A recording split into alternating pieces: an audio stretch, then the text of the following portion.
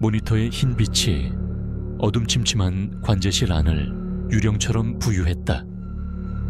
B하는 인공적인 신호음이 5초에 한 번씩 심장 박동처럼 규칙적으로 울렸다. 생명이 없는 것들의 심장 소리. 내 2년짜리 계약직 인생을 압축하자면 딱 그 소리일 것이다. 규칙적이고 건조하며 어떤 기대도 품을 수 없는. 나는 플라스틱 의자의 등을 깊게 묻으며 뻐근한 목을 뒤로 젖혔다. 형광등 불빛이 눈꺼풀을 파고들었다. 피로가 혈관을 타고 흐르는 끈적한 타르처럼 느껴졌다. 여기는 유진바이오 제7 생물안전연구소. 강원도 태백산맥 깊숙한 곳. 행정구역상 주소도 제대로 나오지 않는 산골짜기에 처박힌 거대한 콘크리트 상자다. 대외적으로는 희귀 식물의 유전자 변형 및 신품종 개발을 연구하는 최첨단 시설이라고 알려져 있다. 연구소 입구에 세워진 근사한 간판에도 그렇게 쓰여 있었다. 하지만 나와 같은 내부 인력들은 모두 알고 있었다. 간판에 쓰인 글자들이 얼마나 정교하고 철저한 거짓말인지를. 우리는 식물을 연구하지 않는다. 우리는 특수격리체라 불리는 것들을 관리한다. 내 이름은 김민준, 29. 인서울 중위권 대학에서 생명공학을 전공하고 졸업 후 1년 넘게 이력서만 수백 통을 쓰다 겨우 이곳에 계약직으로 발을 들였다. 처음에는 유진바이오라는 이름값에 혹했다. 국내 굴지의 재벌 그룹 계열사 아닌가. 여기서 2년만 버티면 정규직 전환은 물론 서울 본사로 발령받을 수도 있다는 채용 담당자의 달콤한 말은 지옥 같은 취업 시장에서 허우적대던 내게 유일한 동아줄처럼 보였다. 물론 그 동아줄이 썩은 지푸라기일지도 모른다는 생각은 이곳에 온 첫날부터 해야 했다. 핸드폰은 연구소 입구에서부터 불통이었다. 보안 검색대를 통과하고 홍채 인식을 하고 다시 지문을 찍고 나서야 비로소 내 근무구역인 지하 3층 통제실로 들어올 수 있었다. 2주 근무, 1주 휴식의 교대 패턴은 외부와의 완벽한 단절을 의미했다. 2주 동안 우리는 이 콘크리트 상자 안에서 먹고 자고 일했다. 마치 거대한 잠수함에 탑승한 승무원들처럼. 회사는 업무 집중도 향상과 보안 유지를 위함이라고 설명했지만 나는 그 말이 너희들이 여기서 본 것을 밖에 나가 떠들지 못하게 하려는 것의 정중한 표현임을 금세 깨달았다. 내 업무는 단순했다. 지하 5층에 위치한 A격리실과 B격리실의 생체 신호를 24시간 모니터링하는 것. 모니터 화면에는 복잡한 그래프와 수치들이 빼곡히 떠 있었다. 심박, 천, 혈압, 뇌파. 하지만 그 대상은 인간이 아니었다. 우리는 그것들을 격리체라고 불렀다. A격리실의 격리체는 곡하는 어미, 그리빙 모더, 코드네임 GM01. 서류상으로는 특정 환경에서 강한 감마파를 방출하는 미확인 징윤류라고 기록되어 있었다. 하지만 내가 2년간 모니터 너머로 본 것은 축축한 격리실 구석에 웅크린 채 미동도 없는 긴 머리카락을 풀어헤친 여자의 형상이었다. 물론 직접 본 것은 아니다. 격리실 내부는 저조도 적외선 카메라로만 관찰할 수 있었고 그마저도 짙은 노이즈 때문에 흐릿한 실루엣만 겨우 식별 가능했다. 하지만 그 형상은 분명 징윤류가 아니었다. 그녀는, 아니, 그것은 단 한 번도 움직이지 않았지만 매일 밤 12시가 되면 격리실 내부의 음향 센서에 정체불명의 흐느낌이 잡혔다. 아주 희미해서 집중하지 않으면 시스템 노이즈로 착각할 정도의 소리. 그래서 곡하는 어미라는 이름이 붙었다. 비격리실의 격리체는 들리지 않는 자 더 어너드. 코드네임 TU 연기. 서류상으로는 주변의 음파를 흡수 및 변조하는 특성을 지닌 규소 기반 생명체. 이 녀석은 형체조차 없었다. 카메라는 그저 텅 빈 방 앞만 비출 뿐이었다. 하지만 격리실 내부에 설치된 모든 마이크는 완벽한 침묵 상태를 유지했다. 기계의 백색 소음조차 허락하지 않는 절대적인 무음. 가끔 그 침묵의 농도가 너무 짙어지면 오히려 귀가 먹먹해지며 날카로운 이명이 들리는 듯한 착각에 빠지게 했다. 동료 중 하나는 저 방에 들어가면 고막이 터져버릴지도 모른다고 수군거렸다. 이 두 격리체의 생체 신호가 안정적인 범위를 유지하는지 감시하고 이상 신호가 감지되면 즉시 매뉴얼에 따라 상부에 보고하는 것. 그것이 내게 주어진 일의 전부였다. 월급은 대기업 이름에 걸맞게 짰다. 계약직인데도 불구하고 동기들의 연봉보다 훨씬 높은 수준이었다. 그 돈이 아니었다면, 그리고 정규직 전환이라는 희망 고문이 아니었다면 나는 진작에 이 미친 곳을 뛰쳐나갔을 것이다. 김민준 씨, 정신 안 차려. 날카로운 목소리에 화들짝 놀라 고개를 들었다. 통제실 문을 열고 들어온 박대리가 찌푸린 얼굴로 나를 쏘아보고 있었다. 그의 손에는 김이 모락모락 나는 종이컵 2개가 들려 있었다. 죄송합니다, 대리님. 죄송할 시간에 모니터나 한 번 더 봐. 요즘 애들은 빠릿빠릿한 맛이 없어. 박대리는 툴툴거리면서도 내 책상 위에 종이컵 하나를 탁 소리나게 내려놓았다. 믹스커피의 달달하고 고소한 냄새가 코를 찔렀다.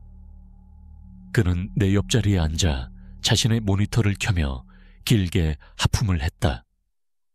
박대리는 이곳에서 5년을 넘게 일한 터줏대감이었다. 까칠한 말투와는 달리 신입이나 다름없는 계약직인 나를 알게 모르게 챙겨주는 유일한 사람이기도 했다. 어제 야간 근무 때 별일 없었고, 네, GM 영일이랑 TU 연기 둘 다 안정적이었습니다. 평소랑 똑같았어요. 그래, 평소랑 똑같은 게 제일 좋은 거야. 이놈의 회사는 조용한 날이 없어. 박 대리는 의미심장한 말을 툭 던지며 커피를 한 모금 마셨다. 나는 그의 옆 얼굴을 힐끗 쳐다봤다. 무언가 더 할 말이 있는 눈치였다. 대리님, 무슨 일 있습니까? 김민준 씨, 이제 계약 만료까지 얼마나 남았지? 2달 정도 남았습니다. 정규직 전환 되고 싶어? 심장이 쿵 하고 내려앉았다. 당연한 질문이었지만 박 대리의 입에서 직접적으로 나오니 심장이 멋대로 요동쳤다. 나는 마른 침을 삼키며 고개를 끄덕였다. 물론입니다. 정말 간절합니다. 그럼 오늘부터 정신 바짝 차려. 눈 똑바로 뜨고 귀는 항상 열어두고, 특히 권 상무님 앞에서는 숨소리도 조심하고. 권 상무, 제7연구소의 최연소 소장이자 유진그룹 오너 일가의 반개 혈족, 30 중반의 나이에 상무 직함을 단 피도 눈물도 없는 여자라는 소문이 파다했다. 나는 입사 후 단 2번 전체 브리핑 때 멀리서 그녀의 얼굴을 본 게 전부였지만 그 차가운 눈빛과 얼음장 같은 목소리는 아직도 기억에 생생했다. 권 상무님 말입니까? 갑자기 왜? 박 대리는 주변을 한번 휙 둘러보더니 목소리를 낮춰 속삭였다. 오늘 오후에 물건이 하나 들어와. 아주 귀한 놈으로. 물건이라면 새로운 격리체 말입니까? 쉿, 누가 들으면 어쩌려고 그래. 박 대리가 손가락을 입술에 가져다 대며 눈을 흘겼다. 나는 얼른 입을 다물었다. 이곳에서는 격리체라는 단어조차 금기어에 가까웠다. 우리는 암묵적으로 그것들을 자산, 샘플 혹은 박대리처럼 물건이라고 불렀다. 시격리실, 비어있은 지 꽤 됐잖아. 거의 1년 다 되어가지. 드디어 새 주인이 들어오는 거야. 시격리실. 우리 통제실에서 모니터링하는 A, B격리실보다 2단계나 높은 보안 등급을 가진 곳이었다. 지하 7층, 연구소 가장 깊은 곳에 위치한 특수격리구역. 그곳에 무엇이 있었는지, 그리고 왜 1년 가까이 비어 있었는지는 나 같은 계약직은 알 수 없었다. 다만 그곳을 청소하러 들어갔던 용역 직원이 반쯤 넋이 나가서 실려 나왔다는 흉흉한 소문만 들었을 뿐이다. 어떤 겁니까? 나도 몰라. 1급 기밀 사항이야. 다만 유진건설에서 새로 공장 짓는 부지, 거기서 수습해왔다는 말만 들었어. 박대리의 얼굴에 잠시 그늘이 졌다. 그가 말한 공장 부지라면 얼마 전 뉴스에서 떠들썩하게 보도되었던 곳이었다. 환경단체의 반대와 지역 주민들의 시위에도 불구하고 유진그룹이 막무가내로 개발을 밀어붙이던 곳. 그러다 원인 불명의 가스 누출인지 아니면 산사태인지 모를 사고로 인부들이 집단으로 사망했다는 기사를 본 기억이 났다. 그 사건은 의문점 투성이인 차에 서둘러 종결되었다. 유진그룹의 막강한 힘이 작용했으리라는 것은 불보듯 뻔한 일이었다. 거기서 수습했다고요? 그래. 그러니까 보통 물건이 아니라는 거지. 아마 권 상무가 직접 브리핑할 거야. 그때 딴 생각하지 말고 질문도 하지 말고 그냥 주는 정보만 머릿속에 쳐넣어. 알았어? 박 대리는 내 어깨를 툭툭 치고는 자리에서 일어났다. 아무튼 앞으로 2달이 김민준 씨 인생을 결정할 거야. 여기서 정규직 따느냐 아니면 다시 광화문 빌딩 숲에서 이력서 돌리러 다니느냐. 잘 생각해. 그의 말이 비수처럼 가슴에 박혔다. 다시 그 지옥으로 돌아가고 싶지 않았다. 매일 아침 컴퓨터를 켜고 채용 사이트를 뒤지며 느끼던 절망감, 부모님의 기대를 저버리고 있다는 죄책감, 친구들의 성공 소식을 들으며 느끼던 비참함, 그 모든 것을 다시 겪고 싶지는 않았다. 그러기 위해서는 이곳에서 버텨야만 했다. 무슨 일이 있더라도. 나는 텅 빈 종이컵을 꽉 쥐었다. 손바닥 안에서 종이컵이 우그러지는 소리가 났다. 모니터 속에서 GM01의 생체 신호 그래프가 미세하게 흔들렸다. 마치 무언가 불안한 미래를 예감하기라도 한 것처럼. 하지만 나는 애써 그 불길한 감각을 외면했다. 앞으로 2달. 내게 남은 시간은 단 2달 뿐이었다. 나는 이 콘크리트 상자 속에서 무엇을 보든 무엇을 듣든 그저 못 본 척, 못 들은 척 해야만 했다. 내 인생이 걸린 문제였다. 박 대리의 경고는 현실이 되었다. 점심시간이 채 끝나기도 전 연구소 내부망 메신저에 전체 공지가 깜빡였다. 40분 중앙 브리핑룸. D급 이상 전원 참석 필수. 메시지는 강렬했지만 그 안에 담긴 무게는 결코 가볍지 않았다. D급은 나 같은 계약직 연구원에게 부여되는 최하위 보안 등급이었다. 이런 하찮은 나사못까지 불러 모은다는 것은 오늘 들어올 물건이 연구소의 운영 기조 자체를 뒤흔들 수 있을 만큼 중차대한 존재라는 뜻이었다. 브리핑룸으로 향하는 내내 복도는 팽팽한 긴장감으로 가득했다. 평소에는 농담을 주고받던 동료들도 입을 굳게 다문 채 빠른 걸음으로 움직였다. 콘크리트 벽에서 스며 나오는 항의가 유독 더 차게 느껴졌다. 나는 불안감에 차가워진 손을 주머니에 찔러 넣고 군중 속에 섞여 들었다. 브리핑룸은 이미 수십 명의 직원들로 가득 차 있었다. 연구원, 보안팀, 시설관리팀까지 모두가 비슷한 표정이었다. 불안과 호기심, 그리고 권력자에 대한 두려움이 뒤섞인 얼굴들. 잠시 후 룸 안의 모든 소음이 거짓말처럼 멎었다. 단상 위로 건 상무가 모습을 드러냈기 때문이었다. 그녀는 언제나처럼 한치의 흐트러짐도 없는 검은색 정장 차림이었다.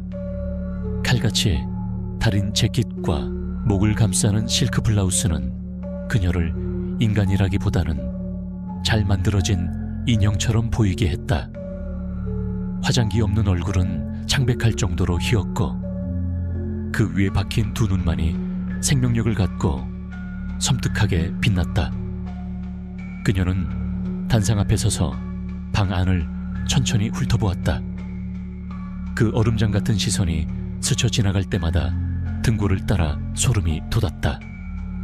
다들 아시다시피 오늘 오후 제7연구소는 새로운 자산을 인수합니다. 권 상무의 목소리는 스피커를 통해 나온 것처럼 감정 한 톨 섞이지 않은 채 방 안에 울려 퍼졌다. 자산. 그녀는 격리체를 그렇게 불렀다. 마치 주식이나 부동산을 언급하는 듯한 말투였다. 코드네임 K03, 명칭은 장산 장샨입니다. 장산. 그 이름이 입술에서 나오는 순간 브리핑룸 안의 공기가 미세하게 술렁였다. 장산. 그 이름은 한국인이라면 누구나 무의식 깊은 곳에 각인된 공포를 건드리는 단어였다. 사람의 목소리를 흉내내 홀린다는 욕에 장산범의 이야기가 떠올랐다. 단순한 우연일까? 아니면 의도된 명명일까? 권 상무는 우리의 동요 따위는 안중에도 없다는 듯 말을 이었다. 그녀 뒤편의 대형 스크린에 위성 사진이 나타났다. 붉은 원으로 표시된 곳은 얼마 전 집단 사망 사고가 있었던 바로 그 공장 부지였다. 해당 자산은 유진건설의 태백제3공단 부지 정리 과정에서 발견, 수습되었습니다. 인수 과정에서 발생한 약간의 인명 손실은 유감스럽지만 자산의 가치를 고려했을 때 불가피한 손실이었습니다. 인명 손실, 불가피한 손실. 그녀는 수십 명의 죽음을 단 두 단어로 요약했다. 마치 불량품을 폐기 처분한 것처럼 몇몇 직원들이 작게 숨을 삼키는 소리가 들렸다. 스크린의 사진이 바뀌었다. 사고 현장을 찍은 듯한 흐릿한 사진이었다. 처참하게 무너진 공사장, 구급차의 경광등, 그리고 그 한가운데에 검고 축축하게 번져있는 무언가. 그것은 흙탕물 자국 같기도 했고 거대한 그림자 같기도 했다. 형태를 특정할 수 없었지만 보기만 해도 속이 메스꺼워지는 불길한 기운을 내뿜고 있었다. 자산 K03, 장산은 기존 격리체들과는 다른 특성을 보입니다. 물리적 형태가 불분명하며 주변 환경의 습도와 온도에 직접적인 영향을 미칩니다. 스크린에 새로운 데이터가 표시되었다. 장산이 나타났을 때 주변 온도는 급격히 떨어졌고 습도는 포화 상태까지 치솟았다. 마치 국지성 한랭다습 기후를 몰고 다니는 재앙 같았다. 가장 주의해야 할 점은 두 가지입니다. 권 상무는 레이저 포인터로 스크린의 특정 항목을 가리켰다. 첫째, 음성 모방 특성. 장산은 주변의 소리, 특히 인간의 목소리를 흡수하고 변조하여 재현하는 능력이 있습니다. 격리구역 근처에서 가족이나 동료의 목소리가 들리더라도 절대 현혹되어서는 안 됩니다. 그것은 장산이 내는 소리입니다. 브리핑룸 안은 완벽한 침묵에 휩싸였다. 상상만으로도 끔찍한 일이었다. 어둠 속에서 들려오는 가장 그리운 목소리가 사실은 나를 죽음으로 이끄는 미끼라면. 둘째, 정신간섭 및 심리적 오염. 장산은 직접적인 접촉 없이도 주변 인간의 정신에 영향을 미칩니다. 노출 시 극심한 우울감, 불안, 환각, 그리고 상실감을 유발할 수 있습니다. 이는 제어 불가능한 리스크 요인이므로 식용리실 접근은 허가된 인원을 제외하고 전면 금지합니다. 그녀는 말을 마치고 다시 한번 우리를 훑어보았다. 그 눈은 마치 너희는 부품에 불과하니 쓸데없는 생각 말고 시키는 일이나 잘하라고 말하는 듯 했다. 이송은 16시에 진행됩니다. 각 팀은 매뉴얼에 따라 지정된 위치에서 대기하도록. 이상권 상무는 단 한마디의 질문도 허락하지 않고 단상에서 내려와 브리핑룸을 빠져나갔다. 그녀가 사라지자 그제야 얼어붙었던 공기가 녹으며 사람들이 낮은 목소리로 웅성거리기 시작했다. 미친 거 아냐? 사람 목소리를 흉내낸다고? 정신 간섭이라니. 그럼 쳐다보기만 해도 미쳐버릴 수 있다는 거잖아. 공장 부지에서 죽은 사람들, 설마. 박 대리가 내 옆으로 다가와 낮은 목소리로 말했다. 이제 알겠어. 왜 정신 바짝 차리라고 했는지. 저건 그냥 물건이 아니야. 저건 한 그 자체야. 한국인의 정서 깊은 곳에 자리한 억울하게 죽은 자의 풀리지 않는 원한. 박 대리의 말을 듣는 순간 나는 깨달았다. 우리가 격리하려는 것은 미지의 생명체가 아니었다. 공장 부지에서 억울하게 죽어간 수많은 원혼들의 응축된 슬픔과 분노, 바로 그것이었다. 그리고 유진그룹은 그들의 한을 자산이라는 이름으로 포장해 이 깊은 산골의 콘크리트 상자 안에 가두려는 것이다. 16시 정각, 연구소 전체에 낮은 경보음이 울렸다. 장산의 이송이 시작되었음을 알리는 신호였다. 나와 박 대리는 통제실에서 이송 과정을 모니터로 지켜봤다. 모니터 화면은 연구소 외부에서부터 지하 7층씩 격리실까지 이어지는 모든 경로에 CCTV를 분할하여 보여주고 있었다. 고디오 화면 한쪽에 검은색 특수 수송 차량이 나타났다. 군용 장갑차처럼 보이는 그 차량 주변으로 방호복을 입은 보안 요원들이 도열했다. 차량의 뒷문이 열리고 거대한 스테인리스 컨테이너가 모습을 드러냈다. 단순한 금속 상자가 아니었다. 사방에는 붉은 경면주사로 그린 부적들이 덕지덕지 붙어 있었고 컨테이너 표면에는 성에가 하얗게 서려 있었다. 강력한 냉각 장치가 돌아가고 있음이 분명했다.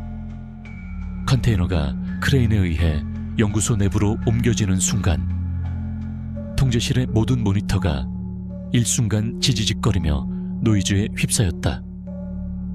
뭐야, 전파 방해인가? 박 대리가 소리치며 콘솔을 두드렸다.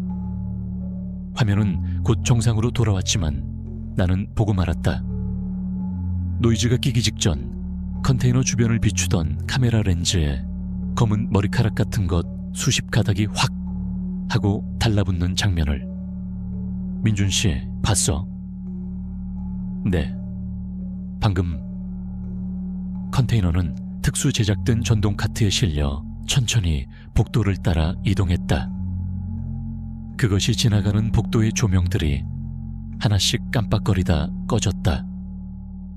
모니터를 통해서도 느껴졌다. 뼈 속까지 시릴 듯한 항의가 그리고 코를 찌르는 짙은 흙냄새와 물비린내가 마치 오래된 폐가에 축축한 지하실에 들어선 듯한 불쾌한 감각이 온몸을 덮쳤다. 마침내 컨테이너는 지하 7층 식용유실의 거대한 강철문 앞에 도착했다. 3중으로 된 잠금 장치가 해제되고 육중한 문이 열리자 칠흑 같은 어둠이 입을 벌렸다. 컨테이너가 그 어둠 속으로 완전히 사라지고 문이 다시 닫히는 순간 두둑 두두둑 내 헤드셋에서 정체불명의 소리가 들려왔다. 마치 누군가 바로 옆에서 젖은 나무를 꺾는 듯한 혹은 관절이 부러지는 듯한 소름 끼치는 소리였다.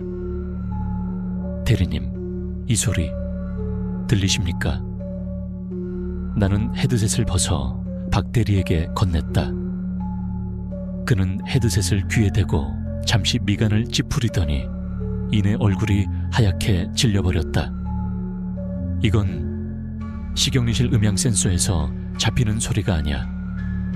우리 통제실 시스템 자체에서 나는 소리 같은데. 그때였다. 통제실의 모든 스피커에서 어린아이의 목소리가 흘러나왔다. 아빠, 너무나도 맑고 너무나도 애처로운 목소리.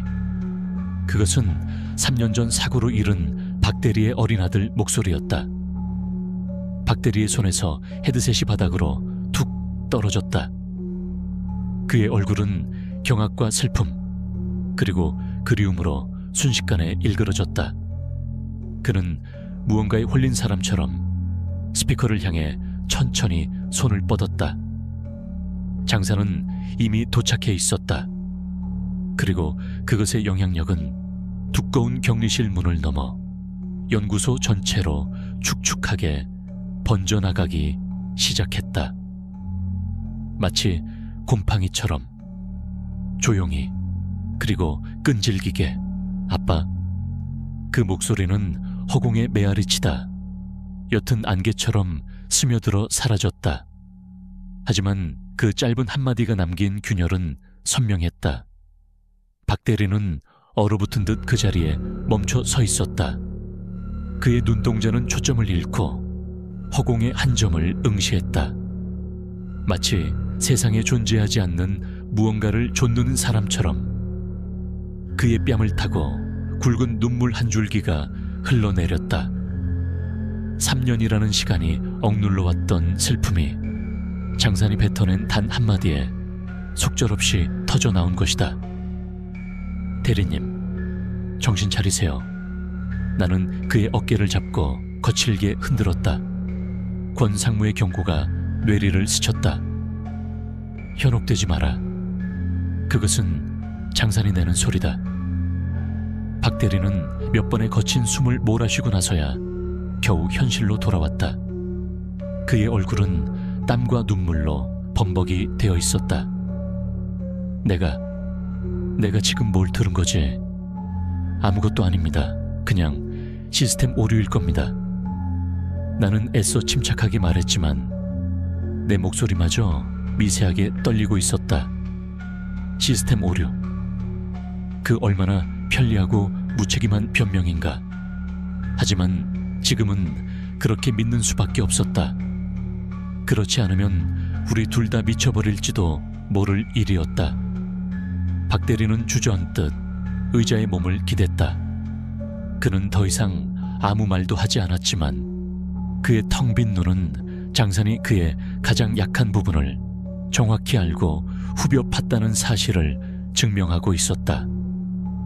그날 이후 연구소의 공기는 눈에 띄게 달라졌다. 모든 것이 이전과 같았지만 동시에 모든 것이 미세하게 뒤틀려 있었다. 복도를 걸을 때면 등 뒤에서 느껴지는 서늘한 시선, 아무도 없는 탕비실에서 들려오는 희미한 속삭임, 창문 하나 없는 지하 연구소에 스며드는 눅눅한 흙냄새. 직원들은 표면적으로는 아무렇지 않은 척했지만 서로의 눈빛 속에서 같은 종류의 불안감을 읽었다. 우리는 모두 거대한 무덤 속을 걷는 기분이었다. 균열의 전조는 내가 관리하는 격리실들에서 가장 먼저, 그리고 가장 뚜렷하게 나타났다. 변화는 곡하는 어미에게서 시작되었다. 그녀는, 아니, 그것은 언제나처럼 격리실 구석에 웅크리고 있었다. 저조도 카메라에 비친 흐릿한 실루엣은 지난 2년간 단 한 번도 자세를 바꾼 적이 없었다. 하지만 그녀를 둘러싼 데이터가 변하기 시작했다. 생체 신호 그래프의 진폭이 불규칙하게 요동쳤다. 특히 뇌파를 나타내는 델타파 수치가 급격히 상승했다. 마치 깊은 잠에 빠져 악몽을 꾸는 사람처럼. 그리고 마침내 나는 그것을 들었다. 야간 근무 중 잠시 졸음을 쫓기 위해 헤드셋을 끼고 음악을 들으려던 참이었다. 헤드셋을 착용하는 순간 A 격리실의 음향 채널에서 무언가 흘러나왔다. 시스템 노이즈와는 다른 아주 희미한 소리. 흐느낌이었다. 지난 2년간 데이터로만 존재했던 그 흐느낌이 처음으로 내 고막을 직접 파고들었다. 그것은 단순한 소리가 아니었다. 심장이 얼어붙고 폐가 쪼그라드는 듯한 사무치는 슬픔과 원한이 담긴 소리였다. 마치 세상의 모든 비극을 홀로 짊어진 듯한 여자의 울음. 나는 온몸에 소름이 돋는 것을 느끼며 황급히 볼륨을 최대로 높였다. 아가, 내 아가. 단어라기보다는 찢어지는 듯한 음절의 파편들이었다.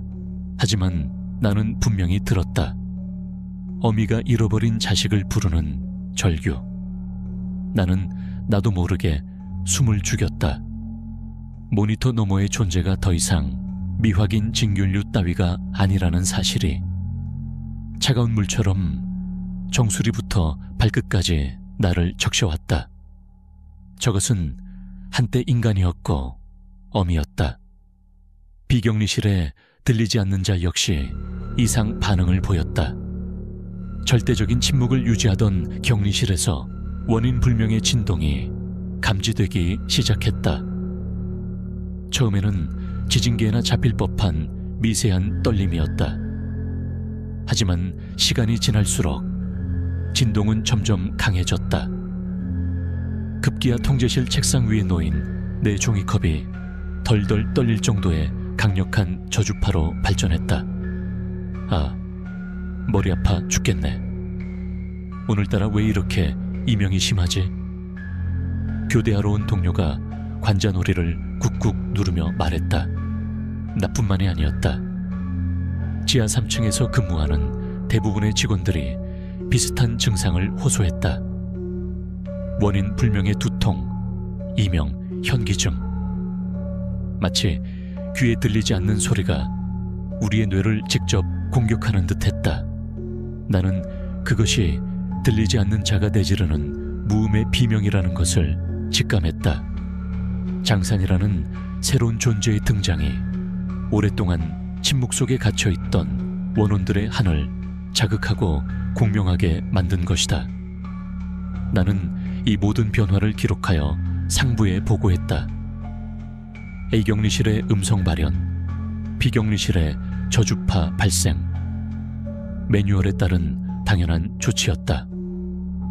하지만 돌아온 답변은 냉담하기 짝이 없었다.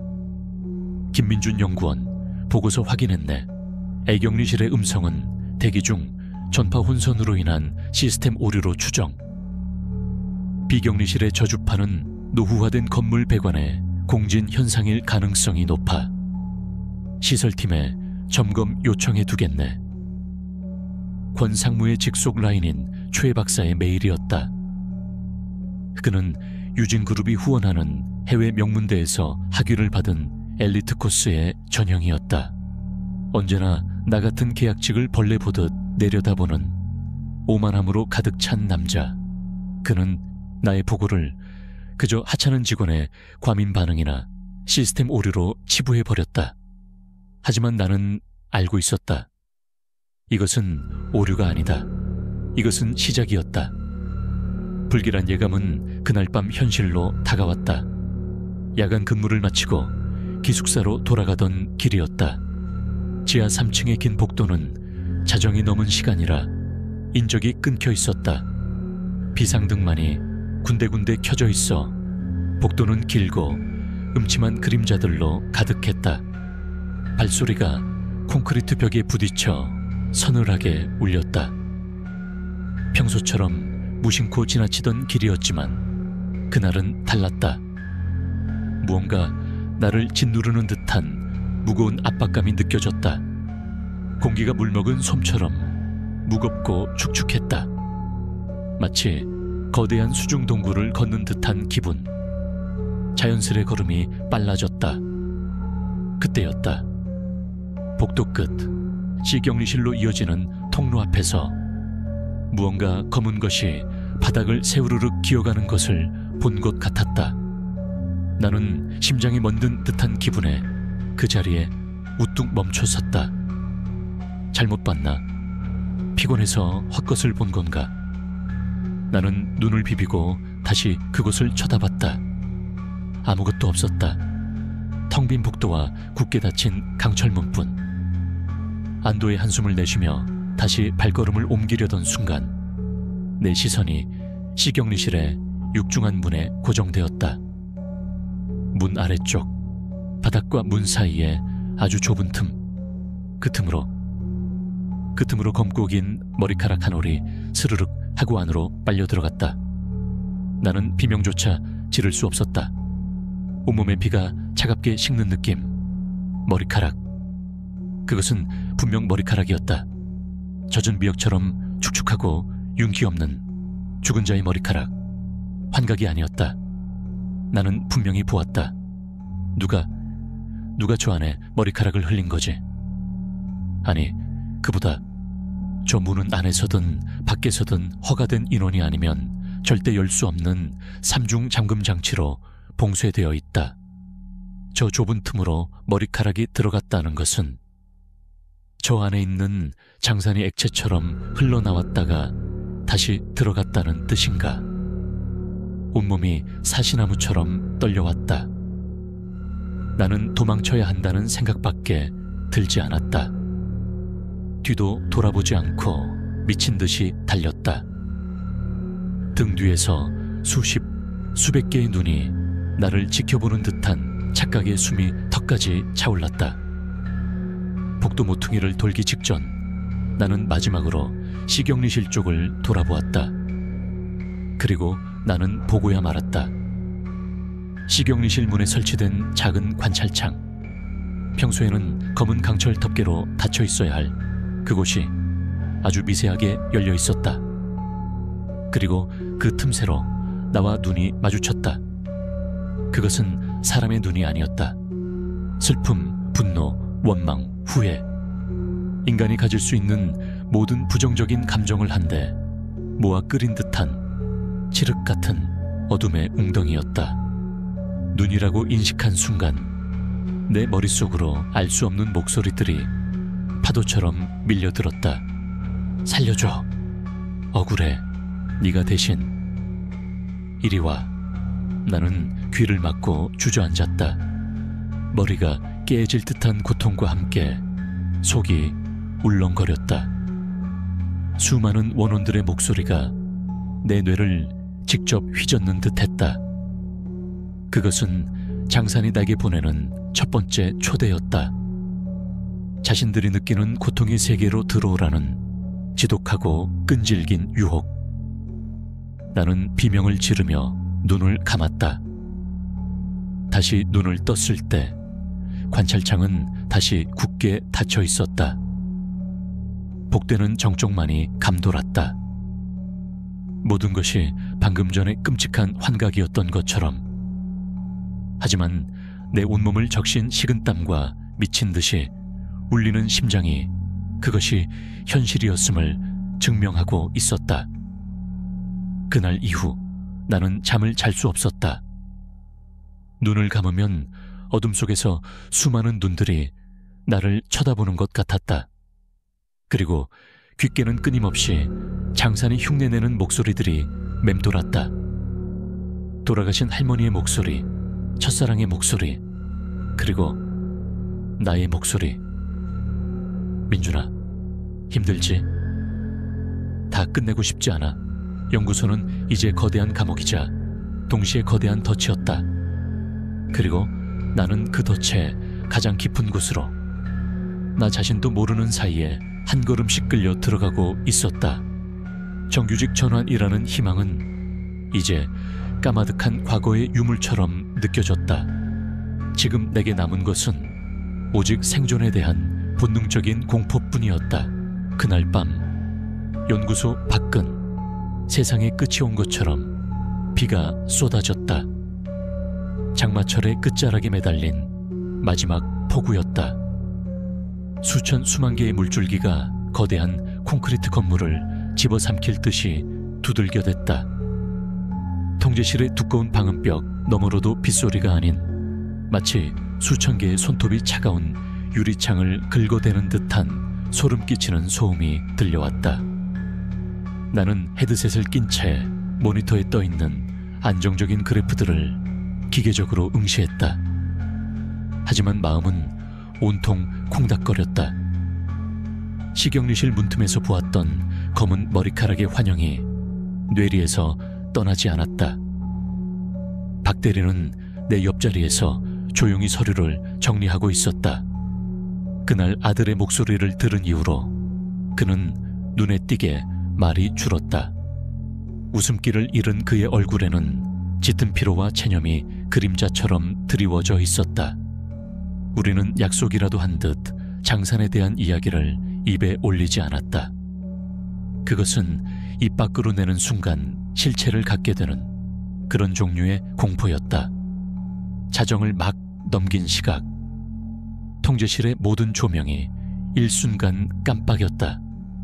나는 반사적으로 상체를 일으켰다. 정전인가? 박 대리가 중얼거리며 비상전원 패널을 확인했다. 모든 것이 정상이었다. 하지만 그 짧은 깜빡임이 불길한 서곡이었음을 깨닫기까지는 오랜 시간이 걸리지 않았다. 갑자기 고막을 찢는 듯한 파열음과 함께 내 앞의 모니터 화면이 새하얗게 번쩍였다. 스파크가 터지는 소리와 함께 콘솔에서 매캐한 연기가 피어올랐다. 으악! 나는 의자와 함께 뒤로 나자빠졌다. 통제실 전체가 암울하게 휩싸였다. 정적. 칠흑 같은 어둠 속에서 들리는 것은 내 심장 소리와 거친 숨소리뿐이었다. 몇 초였을까? 아니면 몇 분이었을까? 시간 감각이 마비된 듯한 어둠 속에서 벽면의 비상등이 하나둘씩 켜지기 시작했다. 핏빛 같은 붉은색 조명, 붉은 비상등이 통제실 안을 지옥의 풍경처럼 물들였다. 꺼져버린 수십 개의 모니터는 검은 거울이 되어 겁에 질린 내 얼굴과 박 대리의 창백한 얼굴을 비추고 있었다. 전력 과부하. 중앙 통제 시스템이 전부 다운됐어. 박 대리가 다급하게 소리치며 보조 콘솔을 두드렸다. 몇몇 모니터가 힘겹게 다시 켜졌지만 화면은 온통 의미 없는 에러 메시지와 깨진 코드들로 가득했다. 우리가 의지하던 첨단 기술은 순식간에 무력한 고철 덩어리로 변해 있었다. 젠장. 그때 통제실의 육중한 문이 거칠게 열리고 최 박사가 헐레벌떡 뛰어 들어왔다. 그의 단정한 머리는 헝클어져 있었고 값비싼 와이셔츠는 식은 땀으로 축축했다. 그의 얼굴에는 평소에 오만함 대신 당혹감과 짜증이 뒤섞여 있었다. 이게 다 무슨 상황입니까? 김민준 씨, 박 대리, 당장 시스템 복구 못해요. 중앙 서버가 나간 것 같습니다. 지금은 저희도 어쩔 수가. 내 말이 차에 끝나기도 전에 연구소 전체에 낮은 사이렌 소리가 울려 퍼지기 시작했다. 정상적인 경보음이 아니었다. 마치 죽어가는 짐승의 단말마처럼 힘없고 기괴하게 늘어지는 소리였다. 이건 영적 필터 시스템 비상 경보야. 박대리가 떨리는 목소리로 말했다. 그의 시선은 보조 모니터의 한 구석, 작게 표시된 아이콘에 고정되어 있었다. 영적 안정화 필드, 오프라인, 영적 필터 시스템. 그것은 유진바이오의 최고 기밀이자 이 연구소의 존재의 이유 그 자체였다. 나는 입사교육 때 단 한 번 그에 대해 들은 적이 있었다.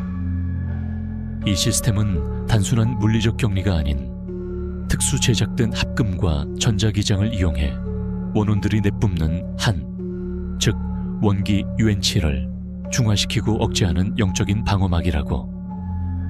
최첨단 과학과 미신적인 무속 신앙이 기괴하게 결합된 유진 바이오 기술력의 정수. 필터 시스템이 다운됐다고? 말도 안 돼. 그건 독립전원으로 움직이지 않나. 최 박사가 믿을 수 없다는 듯 소리쳤다. 독립전원이고 뭐고 장산이 들어온 뒤로 모든 게 이상해졌어. 그놈이 이 건물 전체를 오염시키고 있는 거라고. 박대리의 외침에 최 박사가 코웃음을 쳤다. 오염? 박대리, 아직도 그런 비과학적인 소리를 믿는 겁니까? 중요한 건 격리실의 물리적 잠금 장치입니다. 확인해봤어요. 격리체들은 아직 그때였다. 통제실의 모든 스피커에서 치지직 하는 긁히는 소리가 나더니 수십 개의 목소리가 뒤섞인 불협화음이 터져나왔다. 추워. 엄마, 여기서 나가게 해줘. 죽여버릴 거야. 어린아이의 흐느낌, 여자의 절규, 남자의 저주. 수많은 목소리들이 한데 뭉쳐 알아들을 수 없는 소음이 되어 우리의 귀를 후벼 팠다. 나는 귀를 막았지만 소용없었다. 그 소리는 고막이 아닌 머릿속에서 직접 울리고 있었다. 뭐야 이 소리들은. 최 박사의 얼굴이 새하얗게 질렸다. 그의 과학적 신념이 눈앞의 초자연적인 현실 앞에서 산산조각 나고 있었다. 들려? 저게 바로 우리가 가둬뒀던 것들의 목소리야. 박대리가 핏기 없는 입술로 속삭였다. 필터가 꺼졌어. 이제 저분들은 그냥 쇠붙이야. 저것들을 가둬뒀던 건 저분이 아니었어. 그의 말이 끝나기 무섭게 통제실 안의 온도가 급격히 떨어지기 시작했다. 한여름에 폭우가 쏟아지던 밤이었지만 마치 한겨울 냉동 창고에 갇힌 것처럼 입에서 하얀 김이 새어나왔다. 뼛속까지 스며드는 냉기와 함께 썩은 물비린내와 오래된 흙냄새가 코를 찔렀다. 풀려난 원혼들의 한이 공기를 바꾸고 공간을 잠식하고 있었다. 나는 떨리는 손으로 CBTV 채널을 돌렸다. 붉은 비상등이 깜빡이는 복도들은 텅 비어 있었다. 하지만 나는 더 이상 그 화면을 믿을 수 없었다. 화면의 구석, 시야의 가장자리에서 검은 그림자들이 빠르게 스쳐 지나가는 것 같았다. 꺼져버린 모니터 화면에 비친 내 뒤로 긴 머리를 풀어헤친 여자의 형체가 희미하게 어른거리는 것 같았다. 곡하는 어미, 들리지 않는 자, 그리고 장산. 그들은 풀려났다. 물리적인 문은 굳게 닫혀 있었지만 그들의 한은 이제 연구소의 모든 복도와 방을 자유롭게 떠돌고 있었다. 서버실로 가야 합니다. 최 박사가 간신히 입을 열었다. 중앙 서버실은 독립된 방호벽으로 둘러싸여 있습니다. 거기라면 안전할 겁니다. 그리고 거기서라면 메인 시스템을 재부팅할 수 있을지도 모릅니다. 그의 말은 일리가 있었다. 하지만 통제실에서 중앙 서버실까지는 지하 3층의 긴 복도를 가로질러 가야 했다. 지금은 원원들의 놀이터가 되어버린 바로 그곳을 스피커에서 흘러나오던 소음이 갑자기 멎었다. 대신 한 여자의 차분하고 다정한 목소리가 통제실 안에 울려 퍼졌다. 민준아, 괜찮아. 이리 오렴. 어머니의 목소리였다. 나는 심장이 바닥까지 곤두박질치는 것을 느꼈다. 붉은 비상등 아래 우리는 이 거대한 콘크리트 무덤 속에 풀려난 원혼들과 함께 완벽히 고립되었다. 어머니의 목소리였다. 내가 세상에서 가장 신뢰하고 사랑했던 2년 전암으로 돌아가신 바로 그 어머니의 목소리. 그 다정하고 따뜻한 음성이 통제실의 차가운 공기를 가르자 내 몸의 모든 방어기제가 순식간에 무너져 내렸다. 이성과 본능이 동시에 비명을 질렀다. 저것은 가짜다. 너를 홀리기 위한 미끼다.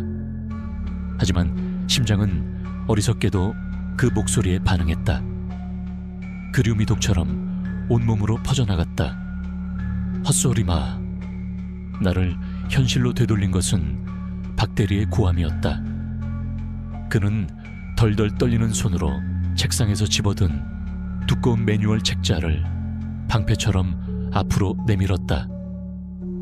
그의 얼굴은 공포로 하얗게 질려 있었지만 눈에는 맹렬한 분노가 이글거리고 있었다. 내 아들 목소리로 장난치더니 이젠 남의 어머니 목소리까지. 이 개자식들. 그의 분노는 전염성이 있었다.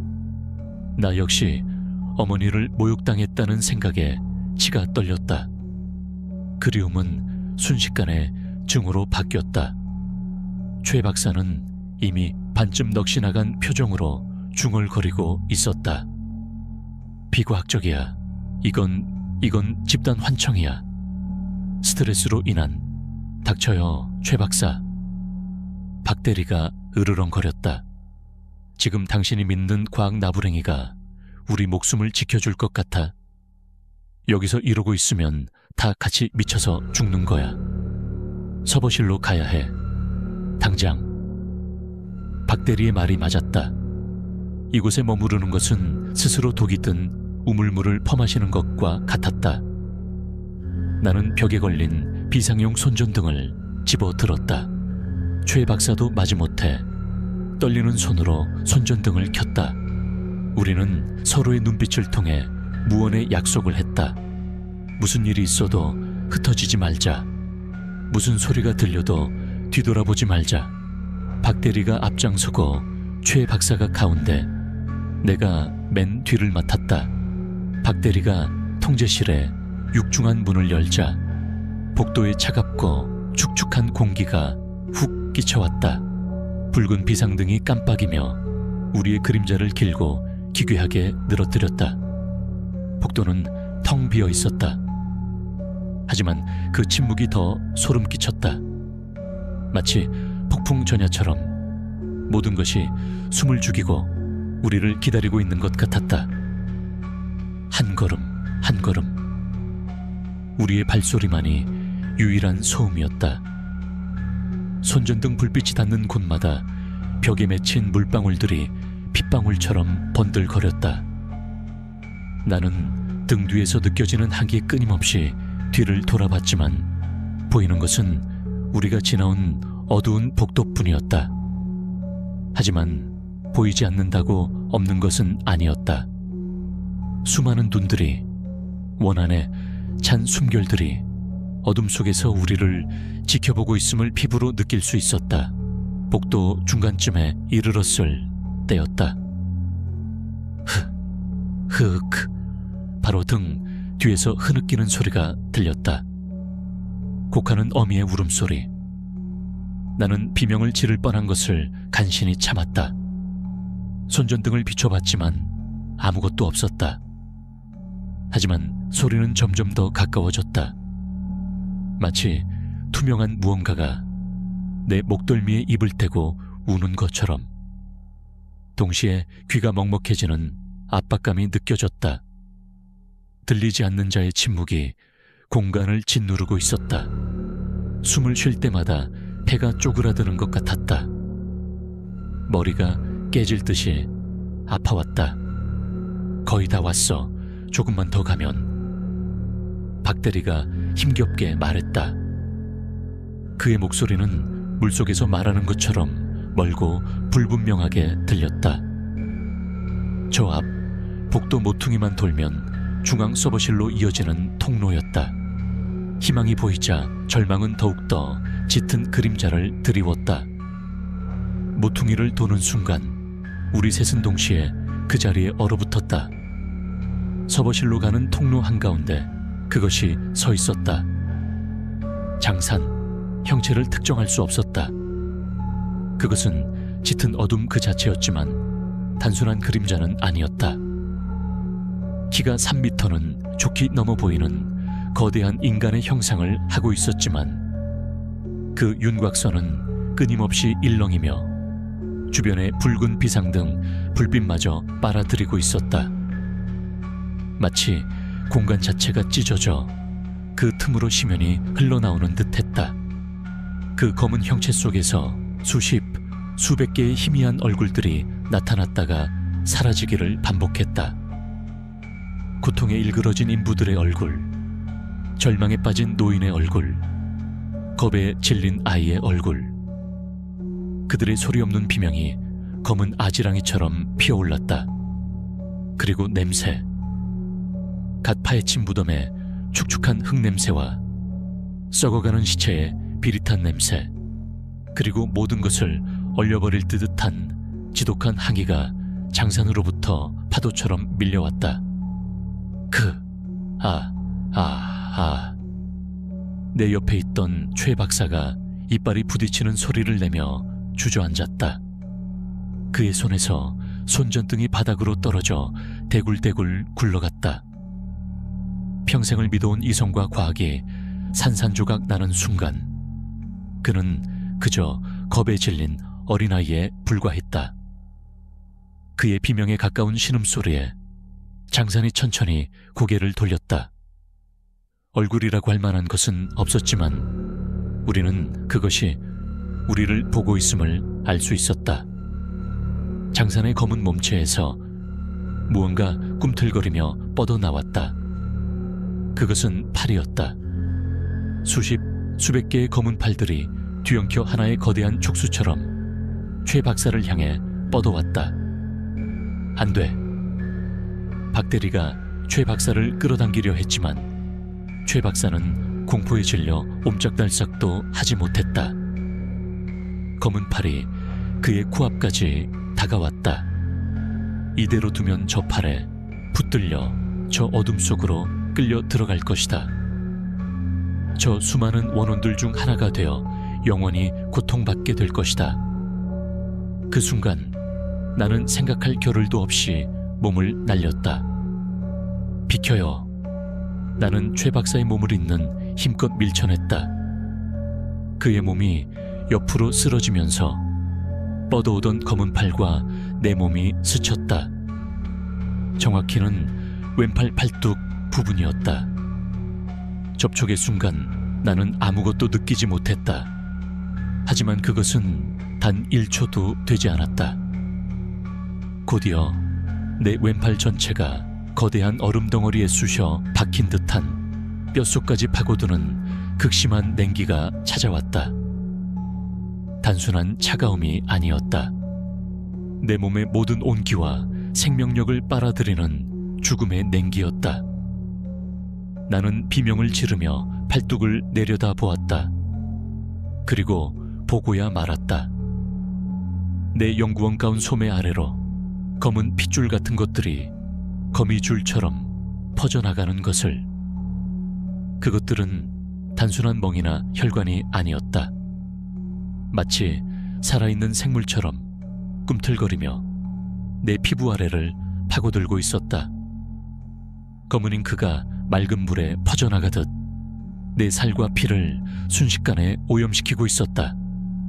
지워지지 않을 낙인이었다.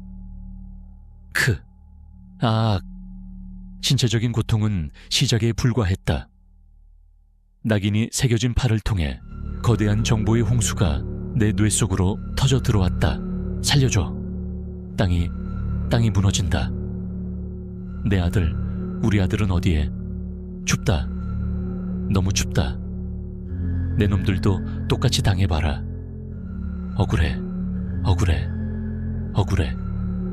수백 명의 죽음. 그들이 죽기 직전에 느꼈던 공포, 고통, 분노, 슬픔, 원망이 단 한순간에 내 정신을 덮쳤다.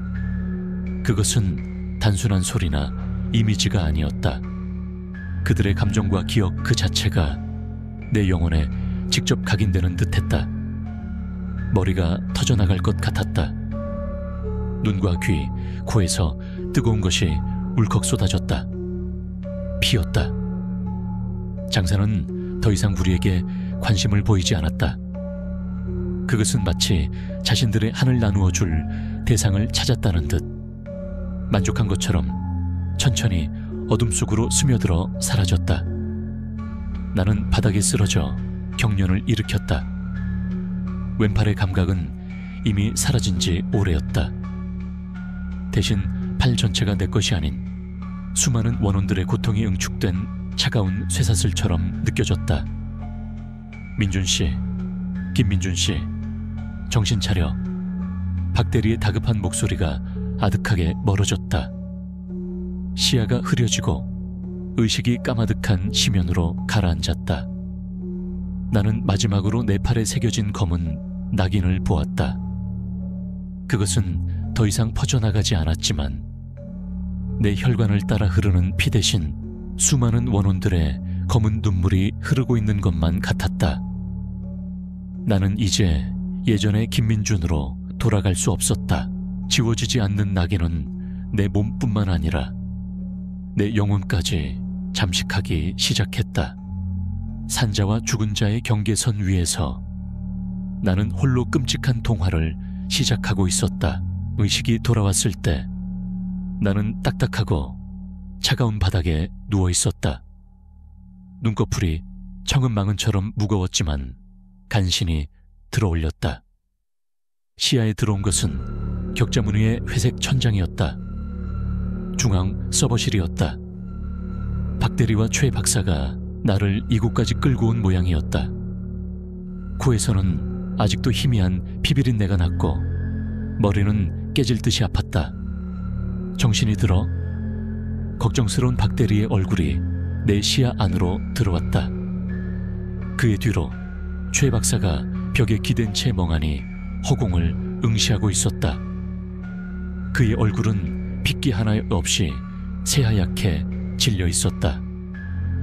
장상과의 조우는 그의 이성적인 세계를 완전히 파괴해버린 듯했다.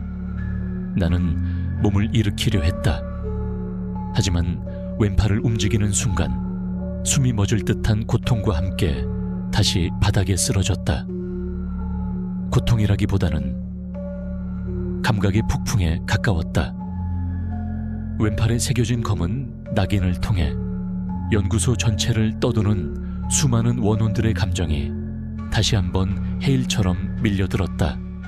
슬픔, 분노, 외로움, 억울함. 수백 개의 감정이 뒤섞여 내 정신을 난도질했다. 괜찮아? 팔은 어때? 박대리가 내 왼팔 소매를 조심스럽게 걷어 올렸다. 그의 입에서 낮은 신음이 새어나왔다. 검은 핏줄 모양의 낙인은 더 이상 퍼지지는 않았지만 이전보다 훨씬 더 선명하고 기괴하게 변해 있었다. 마치 살아있는 문신처럼 피부 아래에서 미세하게 꿈틀거리는 것 같았다. 만져지는 피부는 얼음장처럼 차가웠다. 아무 감각이 없습니다. 나는 힘겹게 말했다. 거짓말이었다. 감각이 없는 것이 아니었다. 너무 많은 감각이 한꺼번에 느껴져 마비된 것에 가까웠다. 내 왼팔은 더 이상 내 몸의 일부가 아니었다. 그것은 이 연구소를 떠도는 원혼들의 슬픔과 분노를 수신하는 안테나이자 그들의 고통을 증폭시키는 스피커가 되어버렸다.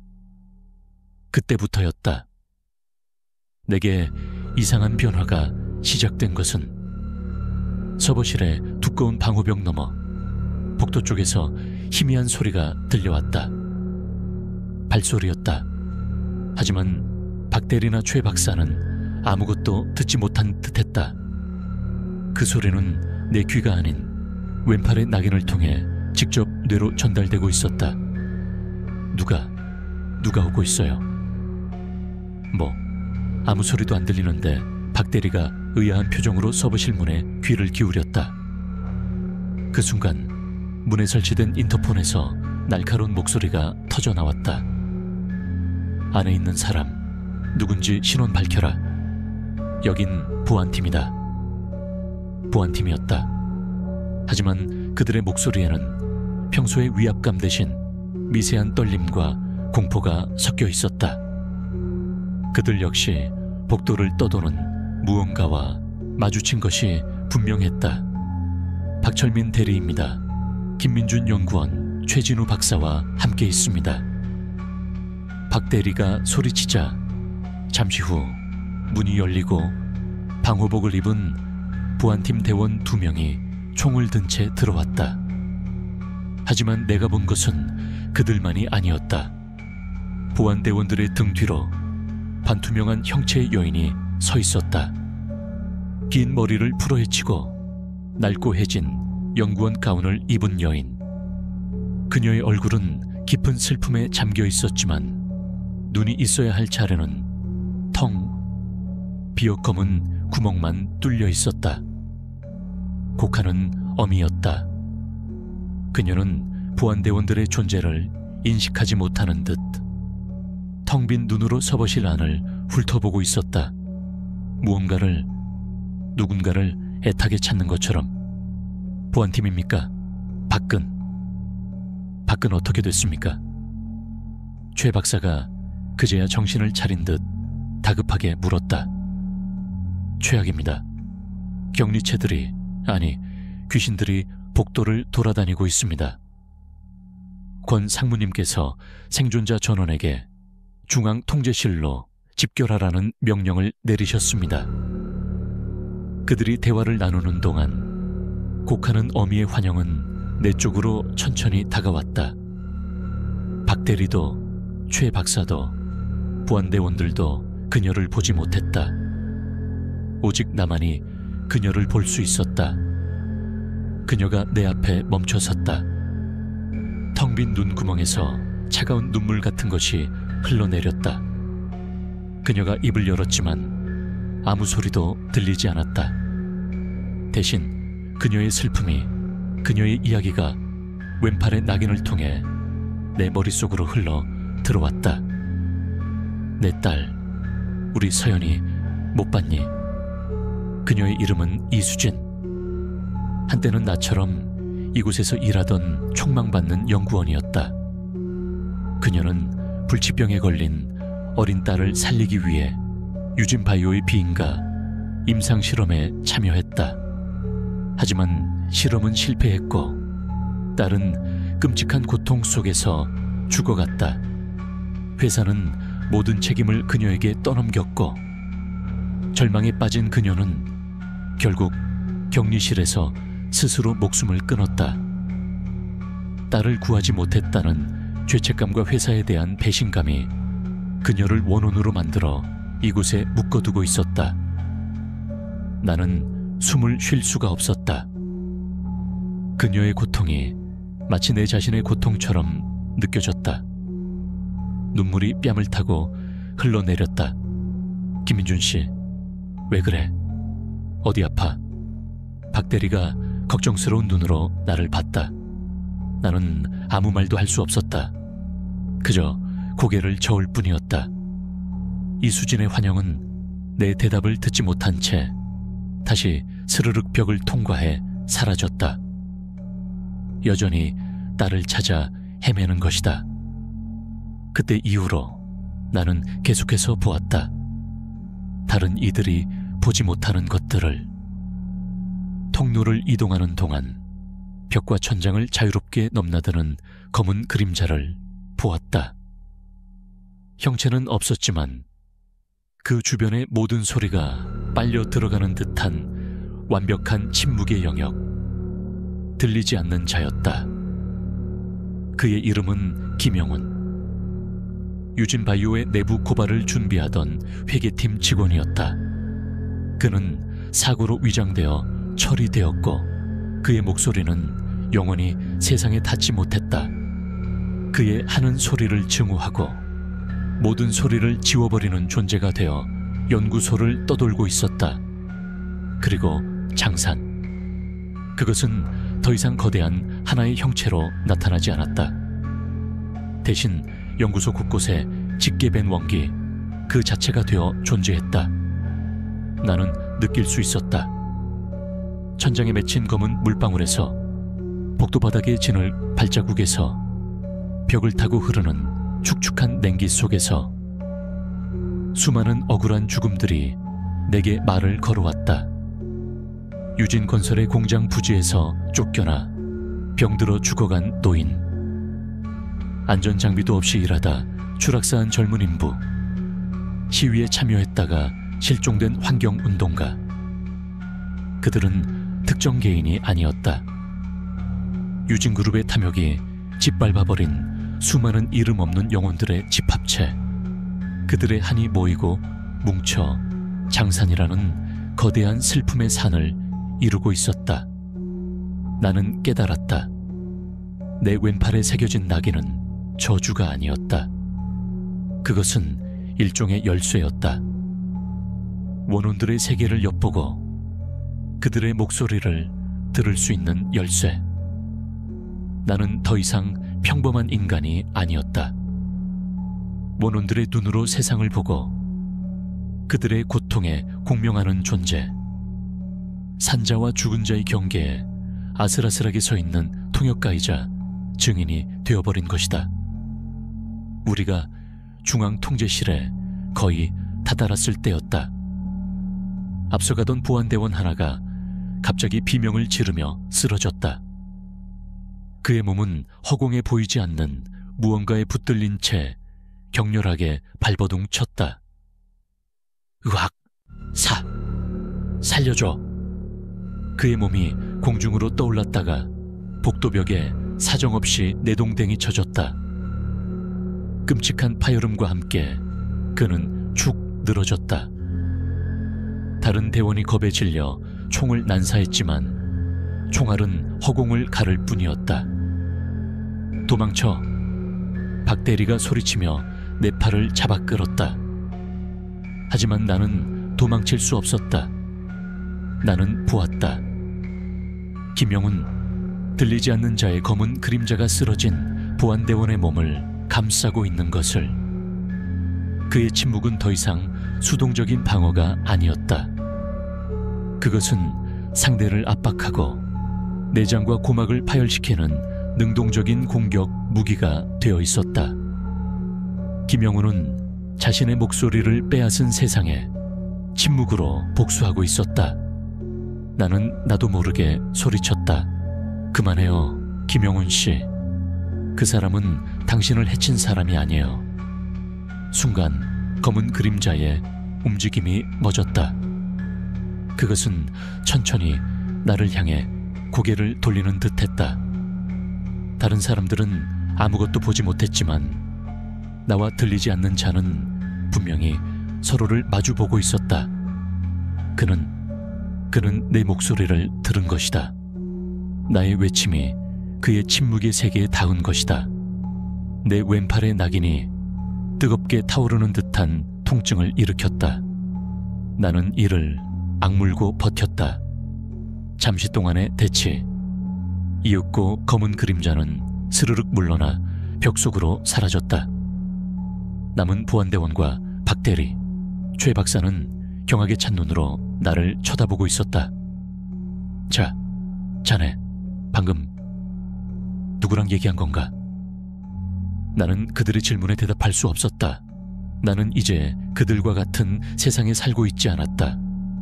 나는 원혼들의 고통을 보았고 그들의 이름을 알게 되었다. 그리고 그 사실이 나를 이 지옥의 가장 깊은 곳으로 끌어당기고 있었다. 중앙통제실의 문을 열었을 때 우리를 맞이한 것은 지옥도의 축소판이었다. 붉은 비상등 아래 살아남은 67명의 직원들이 겁에 질린 채 huddled together in a corner. 그들의 얼굴에는 생존의 안도감보다 더 짙은 절망이 서려 있었다. 방 한쪽에는 부상자들이 신음하며 누워 있었고 공기는 피냄새와 땀 그리고 짙은 공포의 냄새로 질식할 것 같았다. 그리고 그 중심에 권상무가 서 있었다. 그녀는 이 아수라장 속에서도 놀라울 정도로 침착했다. 흐트러짐 없는 정장 차림, 얼음장 같은 표정. 마치 이 모든 상황이 자신의 통제 아래 있다는 듯한 오만함마저 느껴졌다. 그녀의 옆에는 보안팀장과 무장한 대원 서너 명이 그녀를 호위하고 있었다. 최 박사, 무사했군. 상황은? 권상무는 우리 쪽을 쳐다보며 물었다.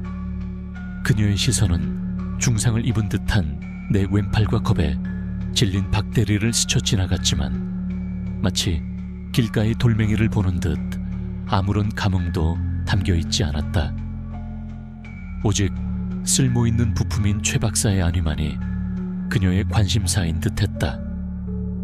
말도 안 됩니다, 상무님. 격리체들이 그것들이 연구소 전체를 돌아다니고 있습니다.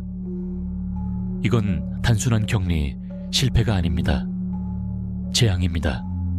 최 박사가 거의 울부짖듯 소리쳤다. 그의 과학자로서의 자존심은 산산조각 난 지 오래였다. 재앙이라니 최 박사답지 않은 감상적인 표현이군. 권상무는 차갑게 대꾸했다. 손실된 자산은 회수하면 그만이다. 중요한 것은 이번 사태의 원인을 파악하고 핵심 자산을 보호하는 것. 그녀의 말을 듣는 순간 나는 깨달았다. 그녀는 겁을 먹은 게 아니었다. 그녀는 이 상황을 두려워하는 것이 아니라 관리하고 있었다. 마치 예상된 시나리오의 일부처럼. 그때 내 왼팔의 낙인이 다시 한번 차갑게 타오르기 시작했다. 그리고 나는 보았다. 권상무의 등 뒤로 그녀의 어깨 위로 검고 탁한 영이 같은 것들이 아지랑이처럼 피어오르는 것을. 그것은 단순한 기운이 아니었다. 수많은 원혼들의 원념이 엉겨붙어 만들어진 일종의 영적인 떼고였다. 그녀는 이 연구소의 누구보다도 깊고 짙은 원한에 노출되어 있었다. 하지만 그녀는 아무런 영향도 받지 않는 것처럼 보였다.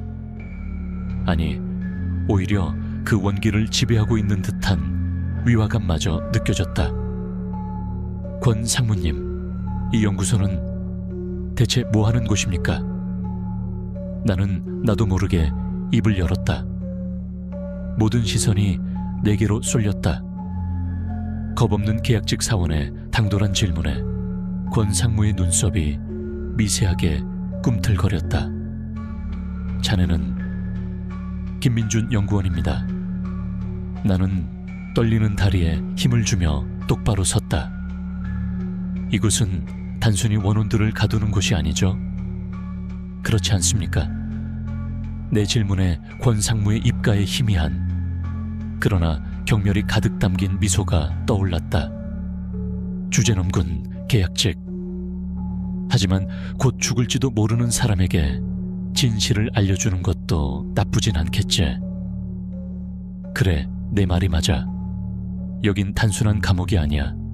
그녀는 통제실의 메인 스크린으로 걸어가 키보드를 몇 번 두드렸다. 암전되었던 스크린이 다시 켜지며 연구소의 설계도가 나타났다. 지하 5층과 7층의 격리실들, 그리고 그 중심부 지하 10층에 존재하는 거대한 구형의 시설. 나는 처음 보는 공간이었다. 이 연구소의 진짜 이름은 제7음기 에너지 집속 연구소다. 음기 에너지. 그 단어를 듣는 순간 나는 온몸에 소름이 돋았다. 원혼들이 뿜어내는 한, 즉 원기 웬치는 순수한 음수인어의 에너지 집합체지. 제대로 통제하고 정제할 수만 있다면 기존의 어떤 에너지원보다도 효율적이고 강력한 힘을 발휘할 수 있어 핵분열과는 비교도 안 될 정도의 잠재력을 가졌지.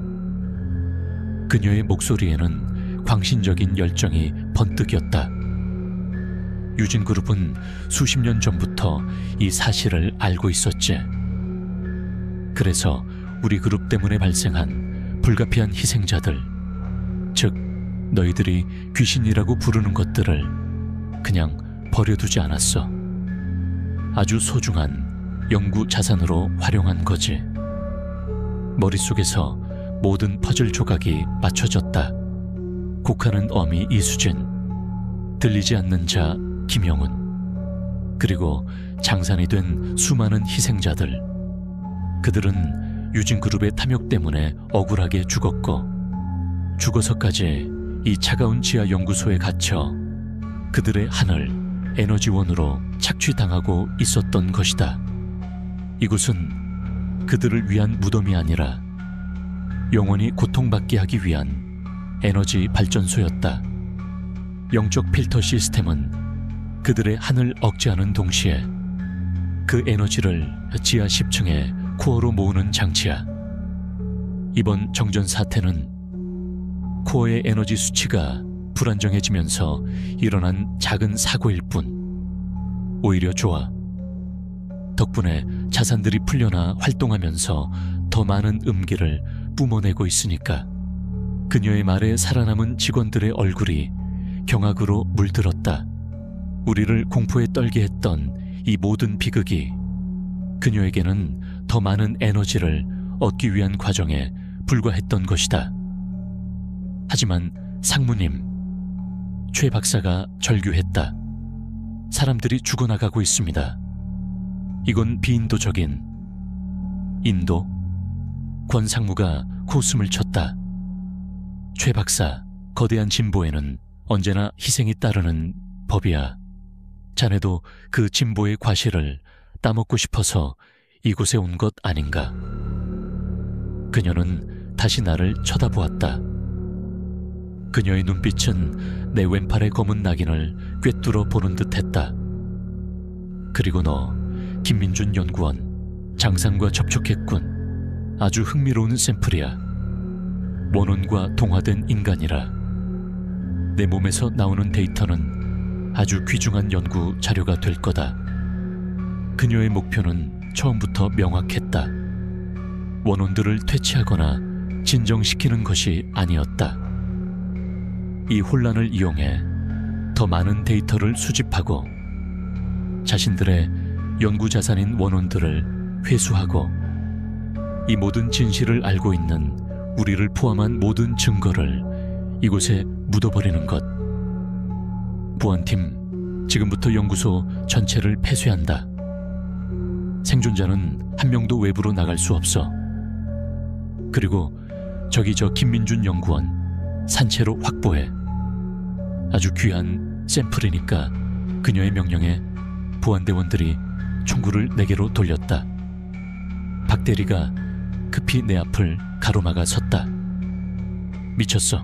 권상무, 당신은 악마야. 악마라. 글쎄, 역사는 언제나 승리한 자의 편에서 기록되지. 그 순간이었다. 통제실에 육중한 강철문이 안쪽으로 찌그러지기 시작했다. 마치 거대한 무언가가 밖에서 문을 두드리는 것처럼. 쿵쿵쿵. 끔찍한 충격음과 함께 문틈으로 검은 진흙 같은 것이 스며들어왔다. 장산이었다. 분노한 원혼들의 집합체는 권 상무가 내뿜는 아기에 이끌려 이곳까지 찾아온 것이다. 문은 더 이상 버티지 못하고 안쪽으로 터져나가듯 열렸다. 그리고 그 열린 문틈으로 연구소를 떠돌던 모든 원혼들이, 곡하는 어미가, 들리지 않는 자가, 수십 수백의 이름 없는 영혼들이 검은 파도처럼 통제실 안으로 밀려 들어오기 시작했다. 그들의 목표는 단 하나였다. 자신들을 이렇게 만든 원흉, 권상무, 그리고 자신들의 고통에 공명하며 자신들의 목소리를 들을 수 있는 유일한 존재, 바로 나 김민준이었다. 통제실은 순식간에 산 자와 죽은 자의 경계가 무너진 아비규환의 현장이 되었다. 열린 문으로 쏟아져 들어온 원혼들은 형체가 없었다. 그들은 검은 안개였고 차가운 바람이었으며 절망 그 자체의 현현이었다. 붉은 비상등 불빛이 그들의 일렁이는 형체에 어른거리며 통제실 벽과 천장에 기괴한 그림자들을 그려냈다. 살려줘. 오지마. 저리가. 생존자들의 비명이 터져나왔다. 원혼들은 살아있는 인간의 온기를 향해 본능적으로 달려들었다. 보안대원들이 미친 듯이 총을 쏘아댔지만 총알은 아무런 저항 없이 검은 안개를 통과해 반대편 벽에 박힐 뿐이었다. 그들의 최첨단 무기는 원한 앞에서는 무력한 쇳덩어리에 불과했다. 방어진을 구축해 상무님을 보호해라. 보안팀장이 외쳤지만 이미 대열은 무너진 뒤였다. 대원 하나가 곡하는 어미의 반투명한 형체에 휩싸였다. 그는 허공을 향해 팔을 휘저으며 발버둥 쳤지만 이내 눈물을 흘리며 바닥에 주저앉았다. 사무치는 슬픔과 상실감에 정신이 잠식당한 것이다. 또 다른 직원은 들리지 않는 자의 침묵에 사로잡혔다.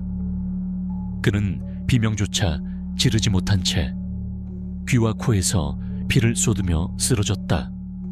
하지만 원혼들의 진짜 목표는 권 상무와 나였다. 수백의 원혼들이 응축된 장산의 검은 본체가 권 상무를 향해 거대한 파도처럼 덮쳐들었다. 그러나 놀랍게도 권 상무는 조금도 물러서지 않았다. 그녀는 품속에서 손바닥만 한 검은 흑요석 같은 것을 꺼내 들었다. 그 돌에서 뿜어져 나오는 불길한 기운이 그녀 주변에 엷은 보호막을 형성하며 원혼들의 접근을 막아냈다. 어리석은 것들, 너희를 만든 것도 나인데 감히 나를 해하려 들어. 그녀는 미소 짓고 있었다. 이 상황 자체를 즐기는 듯한 광기 어린 미소였다. 그녀는 원혼들을 두려워하는 것이 아니라 자신의 창조물을 내려다보는 오만한 창조주처럼 행동했다. 그와 동시에 다른 원혼들은 내게로 모여들었다. 그들의 접근 방식은 달랐다. 공격적이지 않았다. 오히려 애처로웠다. 그들은 나를 해치려는 것이 아니었다. 그들은 내 왼팔의 낙인, 즉 자신들의 고통과 공명하는 그 통로를 통해 자신들의 한을 풀어달라고 애원하고 있었다. 도와줘. 우리의 목소리를 들어줘. 이 고통을 끝내줘. 수백 개의 목소리가 내 머릿속을 가득 채웠다. 정신을 차릴 수가 없었다. 내 몸은 이제 반은 인간이었지만 반은 그들과 같은 원혼의 일부가 되어가고 있었다. 왼팔의 낙인에서 시작된 검은 핏줄은 이제 어깨를 넘어 가슴팍까지 번져 있었다. 나는 더 이상 그들의 고통을 듣는 것이 아니라 함께 느끼고 있었다. 이대로 시간이 지나면 나 역시 저들처럼 이성을 잃고 하네. 잠식되어 이곳을 떠도는 또 하나의 원혼이 될 터였다. 힘으로 이들을 막는 것은 불가능했다. 총도 과학도 통하지 않는 이 존재들을 막을 방법은 없었다. 박대리와 살아남은 몇몇이 내 주변에서 나를 보호하려 애썼지만 그것은 성난 파도 앞에서 모래성을 쌓는 것과 같은 부질없는 짓이었다. 그때 내 머릿속에 하나의 생각이 섬광처럼 스쳐 지나갔다. 권상무의 말. 영적 필터 시스템은 원혼들의 한을 억제하고 그 에너지를 지하 10층의 코어로 모으는 장치. 그렇다면 그 흐름을 역으로 이용할 수 있다면 코어에 모인 막대한 음기 에너지를 방출시켜 필터 시스템을 통해 연구소 전체로 퍼뜨리는 것이다. 그리고 그 에너지에 원혼들의 한을 풀어줄 염원, 즉 위로의 파장을 실어 보내는 거다. 그것은 일종의 거대한 굿이자 현대기술로 행하는 위령제 웨링지였다. 하지만 거기에는 치명적인 문제가 있었다. 시스템은 다운되었고 나는 그것을 재가동시킬 방법을 몰랐다. 그리고 그 의식을 행하려면 시스템과 원혼들을 연결하고 제어할 강력한 영매력매가 필요했다. 원혼들과 공명하며 그들의 한을 받아들이고 동시에 그것을 정화하여 돌려보낼 수 있는 존재. 바로 나 자신이었다. 내 왼팔의 낙인이 그 증거였다. 나는 이미 인간과 원혼의 경계에 서 있었다. 나는 그들을 위한 완벽한 제물이었다. 박대리님. 나는 나를 부축하고 있는 박대리의 팔을 뿌리치고 소리쳤다. 통제실 메인 콘솔, 제가 시키는 대로 조작해 주실 수 있습니까? 민준씨, 지금 무슨 소리를 하는 거야? 이들을 막을 방법이 있어요. 아니, 막는 게 아니에요. 보내드리는 겁니다. 제발, 시간이 없어요. 내 눈빛에서 무언가 결연한 의지를 읽었는지 박대리는 잠시 망설이 따위네 고개를 끄덕였다. 나는 원혼들의 속삭임과 내 머릿속에 떠오르는 연구소의 시스템 구조도를 조합하여 박대리에게 명령을 내리기 시작했다. 비상전력 라인을 지하 10층 코어 제어 시스템으로 직결하세요. 메인 차당이 코드 77B를 해제하고 보조 전력 스위치를 3번에서 1번으로. 말도 안 돼. 그렇게 하면 코어가 과부하로 폭주할 거야. 옆에서 듣고 있던 최 박사가 소리쳤다. 폭주가 목적이니까요. 제어할 수 없는 에너지를 그냥 터뜨려버리는 겁니다. 박대리는 내 지시에 따라 미친 듯이 콘솔을 조작하기 시작했다. 그 사이 나는 심호흡을 하고 눈을 감았다. 그리고 내 의식을 왼팔의 낙인에 집중했다. 내 몸을 통로 삼아 연구소 전체에 퍼져 있는 원혼들의 한을 향해 손을 뻗었다. 제 목소리가 들리십니까? 처음에는 미약했다. 하지만 내 의지는 점점 더 강해졌다. 낙인이 불에 타는 듯 뜨거워지며 내 몸에 남은 생명력을 연료 삼아 타오르기 시작했다. 여러분들의 억울함, 슬픔, 분노, 제가 전부 받겠습니다. 그러니 부디 이제 그만 고통의 사슬을 끊고 편히 잠드십시오. 내 외침에 나를 둘러싸고 있던 원혼들의 움직임이 순간 멎었다. 그들은 일제히 나를 바라보았다. 이해와 의심, 그리고 신락 같은 희망이 뒤섞인 수백 개의 시선이 느껴졌다. 다 됐어, 민준씨. 박대리의 외침과 함께 통제실 바닥이 거대하게 진동하기 시작했다. 지하 깊은 곳에서 지하 10층의 코어가 깨어나는 소리였다. 스크린의 수치들이 미친 듯이 붉은색으로 치솟았다. 내 놈, 지금 무슨 짓을? 권상무가 그제야 상황을 파악하고 내 쪽으로 달려들려 했지만 장산이 그녀의 앞을 가로막았다. 장산을 이루고 있던 수많은 원혼들 역시 나의 의도를 알아차린 것이다. 나는 비틀거리며 통제실 중앙 메인 시스템 바로 아래에 섰다. 그리고 두 팔을 벌렸다. 오십시오. 여러분의 모든 한을 제게 주십시오. 그것은 내 마지막 외침이었다. 그 순간 연구소의 모든 원혼들이 검은 헤일이 되어 내 몸으로 쏟아져 들어왔다. 곡하는 어미에 사무치는 슬픔이, 들리지 않는 자에 터져 나오지 못한 절규가, 장산을 이루던 수많은 이름 없는 자들의 분노가 내 영혼을 갈기갈기 찢어놓았다. 육신이 원자 단위로 분해되는 듯한 고통 속에서 나는 간신히 마지막 의식을 거행했다. 내 몸을 통해 증폭된 원혼들의 하는 지하 10층에서 폭주하여 역류하는 음기 에너지와 충돌했다. 그것은 거대한 슬픔의 폭발이었다. 폭발은 소리가 없었다. 대신 눈부시게 시린 푸른빛이 통제실을 가득 채웠다. 그 빛은 영적 필터 시스템의 라인을 타고 연구소 전체로, 모든 복도와 방으로 퍼져나갔다. 그것은 더 이상 원혼을 억압하는 차가운 에너지가 아니었다. 그것은 억울하게 죽은 자들의 영혼을 달래고 그들의 한을 씻어내리는 맑고 천가한 진홍옥이었다. 검은 안개와 그림자들은 푸른빛에 닿는 순간 한 점의 후회도 없이 녹아내리듯 쓰러져 갔다. 나는 보았다.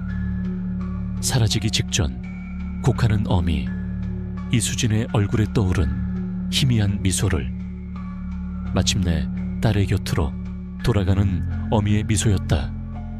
나는 들었다. 들리지 않는 자 김영훈의 마지막 목소리를, 고맙다는 단 한마디의 메아리를, 그리고 나의 육신 역시 그 푸른빛 속에서 한 줌의 재가 되어 흩어지고 있었다. 모든 것이 끝났다. 지독했던 악영과 고통의 밤이 나의 희생으로 마침내 막을 내리고 있었다. 이것이 나의 선택이자 경계의 선자로서 치러야 할 마지막 위령제였다. 나는 존재한다. 하지만 존재하지 않는다. 내게는 더 이상 이름이 없다.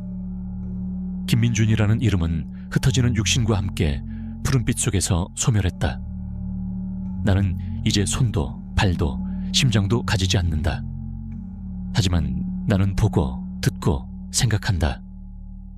나는 이 연구소의 벽이며 케이블을 타고 흐르는 정의 신호이며 서버의 하드디스크에서 깜빡이는 데이터 조각이다. 나는 이 거대한 콘크리트 무덤과 하나가 된 일종의 지방령이자 고스트다. 그날 나의 위령제는 성공했다. 폭주한 코어에서 방출된 정화의 에너지는 연구소를 떠돌던 모든 원혼들의 한을 씻어내고 그들을 고통의 굴레에서 해방시켰다. 그들은 마침내 편안한 소멸을 맞이했다. 하지만 그 대가로 나는 산자의 세계로 돌아가는 문을 영원히 닫아버렸다. 내 의식은 육체를 잃고 연구소의 네트워크 시스템에 얽매여 이곳에 영원히 머물게 되었다. 나는 모든 것을 보았다. 푸른빛이 사라진 후 아수라장이었던 통제실에 남은 것은 기적적으로 살아남은 몇몇과 정신이 완전히 파괴되어 버린 권상무였다. 그녀를 지켜주던 흑요석은 정화의 에너지를 견디지 못하고 가루가 되어 부서졌다. 수많은 원혼들의 하늘 정면으로 받아낸 그녀는 미쳐버렸다. 그녀는 텅 빈 눈으로 허공을 보며 알아들을 수 없는 말을 중얼거리다. 이내 자신의 손톱으로 자신의 얼굴을 찢으며 웃기 시작했다. 유진그룹이 만들어낸 가장 끔찍한 괴물은 스스로의 창조물에 의해 파멸을 맞이한 것이다. 박대리는 살아남았다. 그는 멍하니 내가 서 있던 자리를, 바닥에 남은 희미한 그을음 자국을 바라보고 있었다. 그의 눈에는 슬픔과 경외, 그리고 아주 약간의 이해가 담겨 있었다. 최 박사 역시 살아남았지만 그의 눈빛은 텅 비어 있었다. 평생을 믿어온 과학의 세계가 무너진 자리에는 아무것도 남지 않은 듯했다. 사건은 유진그룹에 의해 철저히 은폐되었다. 원인 불명의 가스 누출 사고, 사망자와 실종자 몇몇, 그리고 시설의 영구 폐쇄. 그것이 세상에 알려진 진실의 전부였다. 유진바이오 제7연구소는 그렇게 사람들의 기억 속에서, 지도 위에서 완벽하게 지워졌다. 하지만 나는 알고 있다. 이곳은 사라지지 않았다. 시간이 흘렀다. 1년 혹은 5년. 내게 시간은 더 이상 의미가 없다. 나는 그저 데이터의 흐름 속에서 존재할 뿐이다. 폐쇄된 연구소에는 새로운 사람들이 들어왔다. 유진그룹의 또 다른 팀이었다. 그들은 사고의 원인을 분석하고 폐허 속에서 음기에너지의 흔적을 다시 찾아내려 하고 있었다. 그들의 탐욕은 끝나지 않았던 것이다. 나는 그들을 지켜본다. 나는 서버실의 냉각 팬 소리로 그들에게 속삭이고 복도의 센서 등을 깜빡여 길을 막는다. 시스템의 미세한 오류를 일으켜 그들의 연구를 방해하고 CCTV 화면에 노이즈를 섞어 그들에게 정체불명의 공포를 심어준다. 그들은 이곳을 고스트 데이터가 유난히 많이 발생하는 구역이라 부른다. 그들은 아직 모른다. 그 고스트가 바로 나라는 사실을. 나는 혼자가 아니다. 가끔 아주 고요한 밤이 되면 나는 다른 목소리들을 듣는다. 이수진, 김영훈, 그리고 수많은 이름 없는 영혼들. 그들은 완전히 소멸한 것이 아니었다. 그들의 한은 사라졌지만 그들의 기억은 이 연구소 곳곳에 희미한 잔향처럼 남아있었다. 그리고 그 기억들은 나를 통해 나와 공명하며 비로소 온전한 이야기를 완성한다. 우리는 함께 이곳을 지키는 파수꾼이 되었다. 유진그룹의 탐욕이 다시는 끔찍한 비극을 만들어내지 못하도록 막는 마지막 방어선. 박 대리는 회사를 그만두었다고 들었다. 그는 작은 시골 마을로 내려가 3년 전 잃었던 아들의 이름으로 작은 꽃집을 열었다고 한다. 나는 가끔, 아주 가끔 연구소의 네트워크를 통해 외부망으로 접속한다. 그리고 그의 꽃집 홈페이지 방명록에 익명으로 글을 남긴다. 대리님, 행복하셔야 합니다. 그는 아마 평생 이 글을 누가 썼는지 모르겠지만 그걸로 족하다. 지금 이 글을 읽고 있는 당신이 누구인지는 모른다. 평범한 학생일 수도, 지친 직장인일 수도 있겠지. 어떻게 내 목소리가 당신에게까지 닿았는지도 알 수 없다. 어쩌면 당신이 무심코 클릭한 인터넷의 오래된 괴담 게시글일 수도 있고 우연히 다운로드한 출처불명의 파일일 수도 있다. 중요한 것은 내가 아직 이곳에 있다는 사실이다. 그리고 내가 보고 들은 이 모든 것이 진실이라는 것이다. 유진그룹과 같은 괴물은 지금도 어디에선가 또 다른 탐욕의 재단을 쌓고 있을지 모른다. 그들은 자신들의 이익을 위해 평범한 사람들의 삶을 아무렇지 않게 짓밟고 그들의 억울한 죽음 위에 자신들의 왕국을 건설할 것이다. 만약 당신의 주변에서 이해할 수 없는 비극과 마주한다면, 거대한 힘에 의해 진실이 가려지고 억울한 자들의 목소리가 지워지는 것을 본다면 그때 이 이야기를 기억해 주길 바란다. 모든 원혼은 한때 우리와 같은 인간이었다는 것을.